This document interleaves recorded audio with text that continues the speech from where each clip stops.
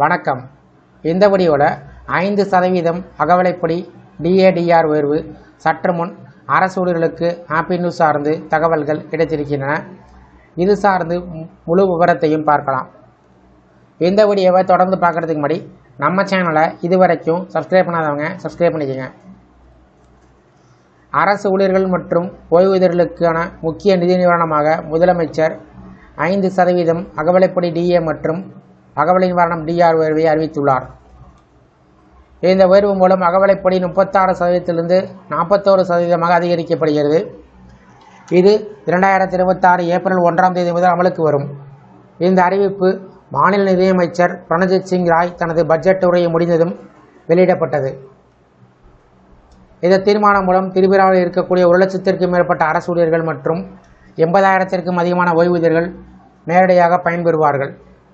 இந்த உயர்வை செயல்படுத்த ஆண்டுக்கு சுமார் 500 கோடி ரூபாய் கூடுதல் செலவாகும் என்று அரசு தெரிவித்துள்ளது. இது குறித்து முதலமைச்சர் கூறுகையில், மத்திய அரசு ஊழியர்களுக்கு வழங்கப்படும் அகவிலைப்படி நிலையை அடைய முயற்சிகள் தொடர்ந்து நடைபெற்று வருகிறது. தற்போது மத்திய அரசு ஊழியர்கள் 58% அகவிலைப்படியை பெறுகிறார்கள். இதனால் திரிபுரா அரசு ஊழியர்கள் இன்னும் 17% பின்தங்கியுள்ளனர்.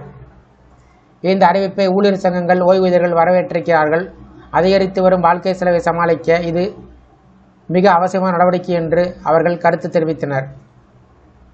இதற்கு அரசியல் முக்கியத்துவம் இருப்பதாக சிலர் கருதுகிறார்கள். சட்டமன்ற தேர்தல்கள் நெருங்கி வரக்கூடிய நிலையில் அரசு ஊழியர்கள் மற்றும் ஓய்வூதியர்களின் ஆதரவை பெறும் முக்கிய முயற்சியாக இந்த முடிவு பார்க்கப்படுகிறது. இதற்கு இடையில் 2026-2027 நிதியாண்டுக்கான திரிபுரா பட்ஜெட் 34,212 கோடி ரூபாய் தாக்கல் செய்யப்பட்டிருக்கிறது. இதில் புதிய வரிகள் எதுவும் விதிக்கப்படவில்லை. உள்கட்டமைப்பு, டிஜிட்டல் வளர்ச்சி மற்றும் கிராமப்புற வேலைவாய்ப்பில் கவனம் செலுத்தப்பட்டுள்ளது.